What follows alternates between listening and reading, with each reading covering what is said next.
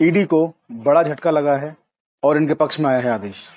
Thumbnail आपने देख लिया होगा, आप लोग जानना चाह रहे होंगे कि मसला क्या है, क्योंकि ईडी इस वक्त में जो है बहुत हॉट टॉपिक है पूरे देश के अंदर। ईडी की जो कार्य की प्रणाली है, उनका काम करने का जो तरीका है, वो हमेशा चर्चाओं में रहते हैं। आप लोग देख रहे हैं कि जब से सीजेआई साहब ने कार्यभार संभाला है, देश में जो न्याय के प्रति आम जन का विश्वास है वो बढ़ा है। चुनावी रैलियां शुरू हो गई हैं। विपक्षी दलों ने दिल्ली में रामलीला मैदान में महारैली का आयोजन किया और ये बताया है कि जो सरकार है, केंद्र की सरकार है, किस तरीके से उत्पीड़न कर रही है। दिल्ली के मुख्यमंत्री को जेल भेज दिया है, कांग्रेस के खातों को फ्रीज कर दिया है। तमाम आरोप प्रत्यारोप आप लोगों ने देखे, हम लोगों ने भी वो देखे। इसके अलावा आप लोगों ने देखा कि ईडी की कार्रवाइयां किस तरीके की हो रही हैं। चुनाव बिल्कुल सर पे है, डेट शीट जारी हो चुकी है, रैलियां शुरू हो चुकी हैं। इन सब के बीच में ये बहुत बड़ी खबर, बहुत बड़ा एक लीगल अपडेट आप लोगों तक पहुंचा रहा हूं। तो वीडियो को आइए शुरू करते हैं। वीडियो को पूरा देखें, स्किप ना करें, आगे पीछे करके ना देखें। तो लाइव लॉ में जो रिपोर्ट छपी है, उस लाइव लॉ की रिपोर्ट के हवाले से मैं बता रहा हूँ। यहाँ छपा है कि ईडी जमीनी हकीकत से बेखबर, पंजाब और हरियाणा हाईकोर्ट ने आरोपी को अपना बचाव तैयार करने के लिए 4 दिन की रिहाई के खिलाफ एजेंसी की याचिका खारिज कर दी है। जी हाँ, पंजाब हरियाणा हाईकोर्ट ने धन शोधन निवारण अधिनियम यानी कि पीएमएलए एक्ट में गिरफ्तार किए आरोपी को 4 दिन की रिहाई की चुनौती वाली प्रवर्तन निदेशालय यानी कि ईडी की याचिका खारिज कर दी है। विशेष अदालत ने उसे अपने बचाव में दस्तावेज हासिल करने के लिए 4 दिन की रिहाई दी थी। तो एक व्यक्ति को विशेष अदालत ने 4 दिन का समय दिया, उसको रिहाई उसकी दी और कहा कि अपना बचाव पक्ष हाजिर करें। ईडी ने इस पर आपत्ति की और इस आपत्ति को लेकर उन्होंने जो है पंजाब हरियाणा हाई कोर्ट में याचिका दाखिल की कि इसको रिहाई नहीं दी जानी चाहिए, और रिहाई की जो एप्लीकेशन उसके अगेंस्ट जो थी, इस हाई कोर्ट ने उसको खारिज कर दिया। आइए और बताते हैं क्या छपा है इस मीडिया रिपोर्ट्स में।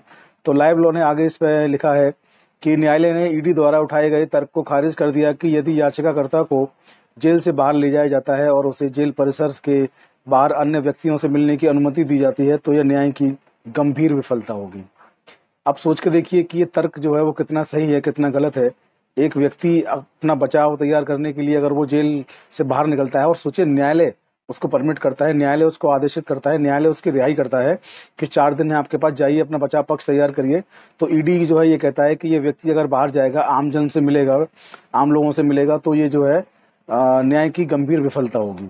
इसको नहीं छोड़ा जाना चाहिए, क्योंकि इससे उसे अपराध की आय और महत्वपूर्ण साक्ष्य निपटाने का मौका मिल सकता है। एक तरह से देखा जाए तो ये बात ठीक भी है, ऐसा होता भी है। लेकिन आपने ईडी का जो यहाँ पे जो ईडी ने अपना पक्ष रखा है उसको मैं बता रहा हूँ।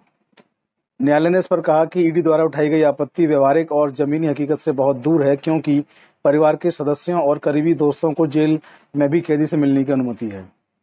न्यायालय ने कहा कि आप जो बता रहे हैं कि ये बाहर जाएगा तो बाहर के लोगों से मिलेगा, तो जेल में भी परिवार के लोग और जो उसके दोस्त होते हैं, करीबी रिश्तेदार होते हैं, वे लोग भी उससे वहां पर आके मिलते हैं। तो वो जो षड्यंत्र करने की बात आप करते हैं, बाहर निकल के षड्यंत्र करेगा, तो व्यक्ति जेल में जब उसके परिवार, करीबी रिश्तेदार, मित्र अगर मिलने आ रहे हैं तो षड्यंत्र वहां पर भी हो सकता है।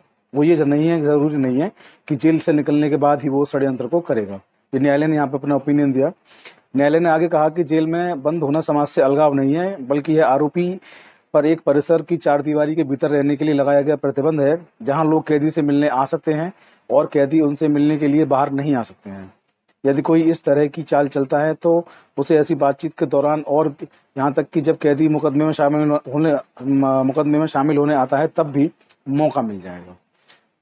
न्यायालय ने स्पष्ट कर दिया है कि जब कैदी से मिलने लोग जब आते हैं तो कैदी जो है वहां भी इस तरीके की बात कर सकता है।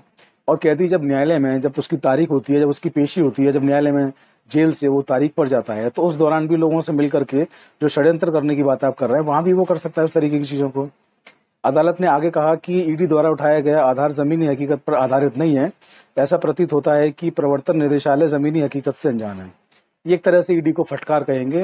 न्यायालय ने ईडी को फटकार लगाई है, हाई कोर्ट ने ईडी को फटकार लगाई है और ईडी पर यह बेहद गंभीर टिप्पणी की है कि ईडी के द्वारा जो ये कदम उठाया गया है, इससे लगता है कि उनको जमीनी हकीकत का अनुमान नहीं है, जमीनी हकीकत से वो बेखबर हैं, जमीनी हकीकत से वो अनजान है। बहुत बड़ी टिप्पणी है ईडी के ऊपर, ईडी को इससे सबक लेना चाहिए। अदालत ने आगे कहा कि लोग और दोस्त कभी कभी उस अवस्था में कैदी से मिलते हैं और ऐसी मुलाकातों को व्यवहारिक रूप से नहीं रोका जा सकता है। इसके बाद अदालत ने कहा कि आदेश को सरलता से पढ़ने से स्पष्ट होता है कि विशेष न्यायालय प्रतिवादी को प्रवर्तन निदेशालय द्वारा पीएमएलए एक्ट 2002 की धारा 17(4) के तहत दायर आवेदन के अनुसरण में पीएमएलए एक्ट की धारा 8(1) के तहत नोटिस पर उचित रूप से बचाव करने का अवसर प्रदान करने के बारे में चिंतित था। ये होता भी है, और फिर उसे पुलिस हिरासत में भेजने के बजाय न्यायालय ने उसे पुलिस गार्ड के साथ न्यायिक हिरासत में भेजना और उचित समझा, और ये एप्लीकेशन इनकी खारिज कर दी। ये मीडिया रिपोर्ट्स है जो मैंने आपको पढ़ के सुनाई है, लाइव लॉ पर ये मीडिया रिपोर्ट है। आप सोच के देखिए कि न्यायालय ने एक गार्ड के साथ, न्यायालय ने उस व्यक्ति को अकेले रिहा नहीं किया, न्यायालय ने उस व्यक्ति को एक गार्ड के साथ भेजा और कहा कि 4 दिन का समय है, आप बचाव पक्ष में जो भी कहना चाहते हैं वो कहिए, क्योंकि पीएमएलए की जो धारा है 8 क्लॉज 1 वो भी यही कहती है। और मैं आपको बता दूं कि भारतीय संविधान जो है वो भी ये कहता है कि किसी व्यक्ति को सुने जाने का अधिकार होगा, नेचुरल जस्टिस का किसी व्यक्ति को अधिकार होगा। तो वहां भी ये है कि आप अपना पक्ष रखने के लिए किसी व्यक्ति को मना नहीं कर सकते, उस व्यक्ति को अपने पक्ष में, अपने बचाव में जो भी कहना होगा वो उसका एक मौलिक अधिकार है। और यहाँ पीएमएलए में भी धारा 8 क्लॉज 1 में इस बात को कहा गया। तो न्यायालय ने उसी आधार पर इस व्यक्ति को 4 दिन के लिए गार्ड के साथ भेजा, गार्ड के साथ उसको रिहाई दी और गार्ड उसके साथ रहेगा 4 दिन तक। और ईडी को इस पर भी आपत्ति है। ईडी ने कहा कि उसको पुलिस अभिरक्षा में या न्यायिक अभिरक्षा में भेजा जाना चाहिए, ना कि उसकी रिहाई इस तरीके से की जानी चाहिए। अदालत को ये ठीक नहीं लगा, न्यायालय को ठीक नहीं लगा, और इस हाई कोर्ट ने इस याचिका को खारिज कर दिया है। लाइव लॉ पर पूरी रिपोर्ट है, आप पढ़ सकते हैं। आज की वीडियो में इतना ही। आप लोग वीडियो को इसका शेयर करना ना भूलें। इसके साथ आप लोग हमें सब्सक्राइब करना ना भूलें, चौधरी लीगल एसोसिएट और ऑफिशियल प्रतीक चौधरी दोनों यूट्यूब चैनल्स पर। इसके अलावा आप लोग हमें Facebook, Instagram, Telegram, WhatsApp channel पर भी शेयर, फॉलो, सब्सक्राइब कर सकते हैं। जो हमारे लिंक हैं, हमारे डिस्क्रिप्शन के बॉक्स में सारे लिंक आपको मिल जाएंगे। आज की वीडियो में इतना ही। जय हिंद, जय भारत, नमस्कार।